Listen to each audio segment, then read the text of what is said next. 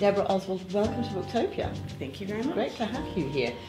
I have to ask you, I know we're here to talk about your first novel, Useful, but do people come up to you in the street or beg you online to write another series of Offspring? There is a bit of that, but I like to say that it's nice for things to end at a good point, yes, with a satisfying, proper ending. And does that mean for you that you really like a happy ending? Well, I don't think the ending of Offspring was entirely happy. There was some mixed results. I like a mixed ending, but I guess I do like an ending with some optimism, earned authentic optimism. Is an expression in a review of one of my plays, and I'll hang on to that. Yeah, and we were very grateful for that, I have to say. So, shifting from Offspring to the novel, there's always a question of expectations whenever you do something different. Sure. Was that scary? Was there a kind of internal pressure that built up inside your head about doing this?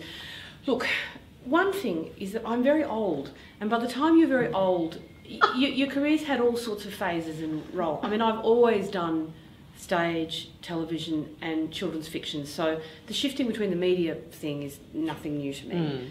And the sort of surprising success of Offspring came quite late in my writing career, so it didn't turn my head in the way that it might have done had I been in my 20s. And to me, writing a novel is not that different in my mind than writing a play when I was in the middle of also writing television. Because I wondered whether there were drama habits that you had to resist, whether there are kind of certain sort of default positions that you adopt when you're writing a play or when you're writing a script, where you just have to kind of say to yourself when you're writing this novel, no, I can't do that. I think that it's actually almost all in the other direction. I think when you write a novel, there's all the things you're allowed to do, and you just think, oh, this is fantastic. I can do this. I can just say what somebody's thinking. I don't have to, find all these sort of delicate ways to have it emerge through what they do and say. So that just seems like a great luxury to me. No, I think the impulse maybe I have an impulse to keep story moving, but then I think I would probably have that impulse as a novelist anyway. And a reader loves that. We love, plot that's got kind of momentum. Let's talk about your central character, because you've made someone very complex and very interesting as your central character.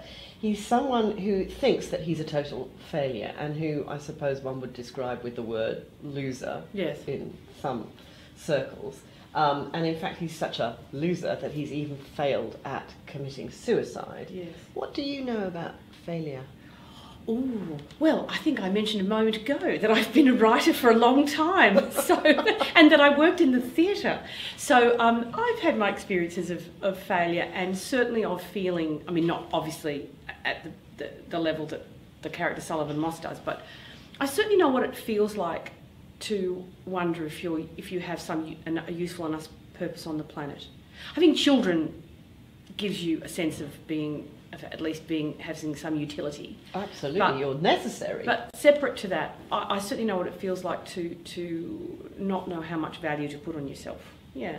So what was the underlying theme that you wanted to explore through Sullivan being this loser? Was it about success and failure? Was it about introversion versus loneliness, and where the fine line is between those things? What are you teasing out in this book?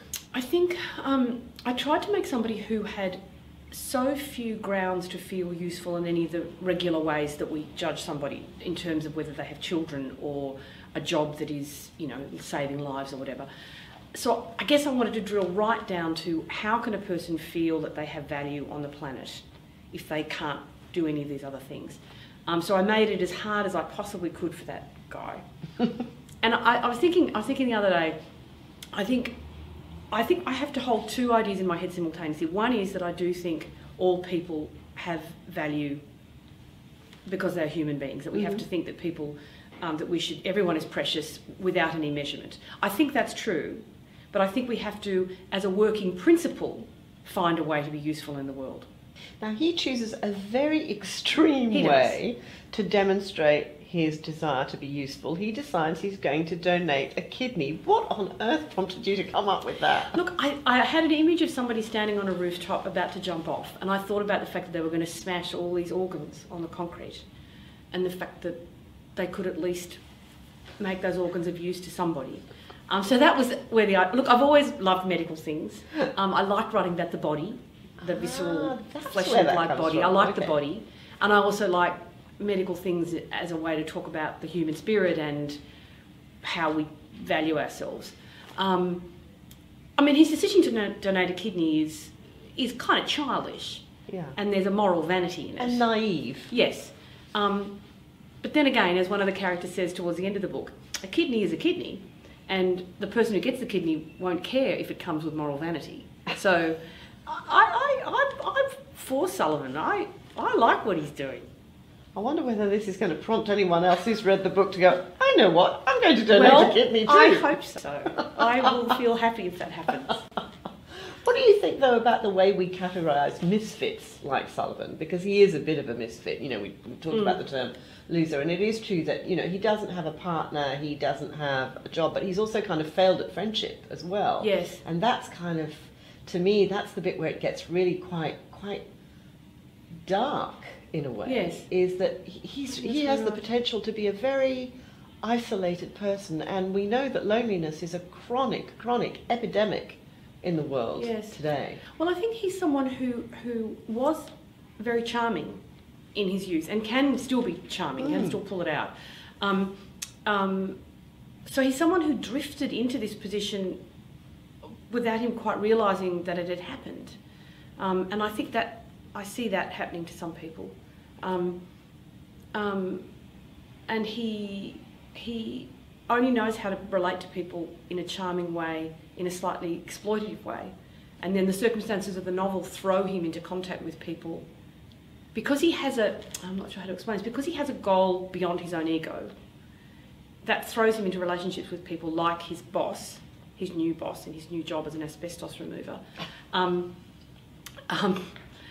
that shifts the way he connects to people. So he finds a new way to be friendly and a new way to relate to his old friends, even though he does make a mess of it too. He does. But ultimately this is a book which is full of very sort of wry, sardonic sort of humour and gentle kind of comedy, a little bit at his expense. Yes. And optimism. I mean, in the end, you are an optimist, aren't you? I think I am, but I hope I'm a clear-eyed optimist. So the book is, I think the book is also partly about how much people can feel snookered in their lives, that they've ended up rolling into a corner and they're stuck. And he's the clearest example of that. But lots of the other characters in the book, like Natalie, the radio producer, and all sorts, and Tim, the banker, so the book is partly about how much can somebody shift the position they've ended up in. And I think some of the people in the book shift and some people don't. And it's interesting because of the few people who've read the book so far, some people are more optimistic about Sullivan at the end than others. I think I'm reasonably optimistic, or I give people the opportunity to be optimistic if they wish to be, but I know people who think he's doomed. God, well, I think I'm gonna go with clear-eyed optimism for 2015. Okay, good. Thank you very much, Debra Oswald. Thanks, Caroline.